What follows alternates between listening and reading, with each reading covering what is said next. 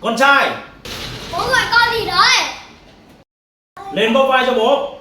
Vâng. Đấm mạnh lên. Ui giời, đấm gì mạnh vậy? Nhẹ thôi.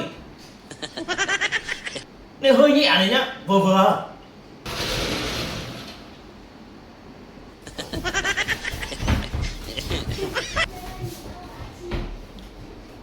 Thoải mái không con? Thoải mái đâu. Ồ, đó, lúc nào bị đau vai thì bảo bố đấm cho nhá. Vợ yêu đó. Vợ yêu có mỏi không? Vào đây anh bóp vai cho. Yêu ơi, con đã đỡ mỏi vai chưa? Con đỡ rồi. Ôi, thế anh bóp vai về có vừa không hay có đau quá không? Nhẹ thôi. Anh biết rồi. Cả nhà mình ạ, là đàn ông ấy khổ vậy đấy.